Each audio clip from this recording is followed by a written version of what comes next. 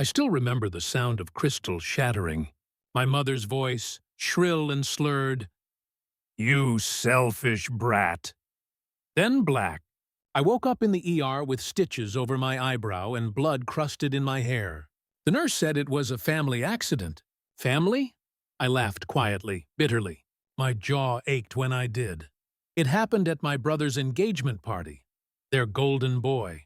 He was grinning in front of his fiancée, arms open like a prince. I didn't clap. I couldn't, because an hour earlier he'd asked me, no, expected me, to sign over my condo, my $680K condo, paid with my sweat, my late nights, my life. He needed a starter place. My parents just smiled at me like I owed it to him, like it was already his. I said no calmly, and my mother, in a glittered dress and fake pearls, smashed a champagne bottle over my head like she was christening a yacht. That's the last moment I gave them the benefit of the doubt. The next one I started planning. You have to understand, this wasn't sudden. It was just the first time it left a scar. I used to believe they loved me. When I was 12, I stayed up folding laundry while my mother sobbed over bills. When I was 16, I skipped prom to cover my dad's bar tab. And when I was 28, I pulled myself out of debt with no help, bought a condo, and invited them over every Sunday. They never said thank you, but I thought they just didn't know how. Then I saw the way they looked at my brother, like he shone, like he deserved more. He failed out of 2 universities, totaled 2 cars, and they still called him baby. Me. I was the bossy one, the cold one, the one who forgot where she came from. But even then, I kept showing up until I saw the text from my mother to my brother. Just ask her.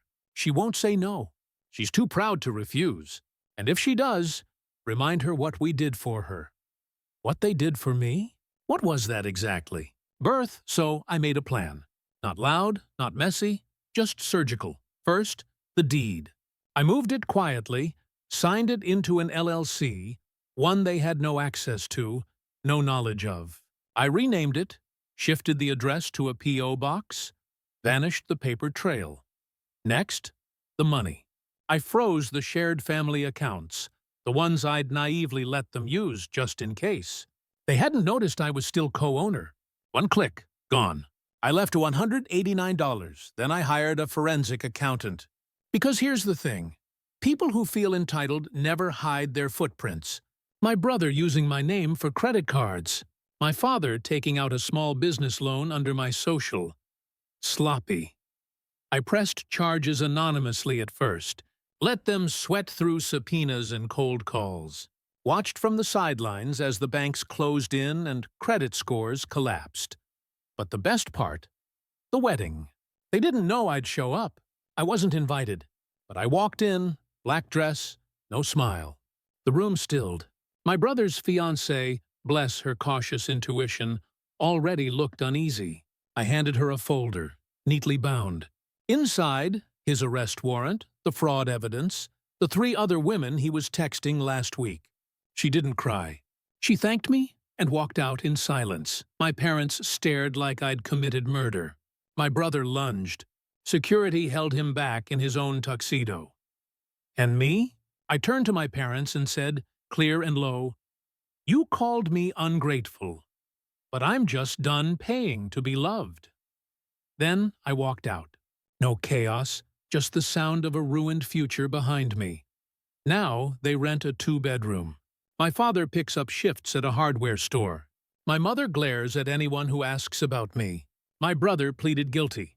Deferred sentence, no job, no fiancé, no condo. And me? I sleep in peace.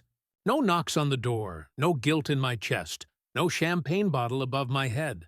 Justice didn't scream. It whispered, but it was loud enough to destroy.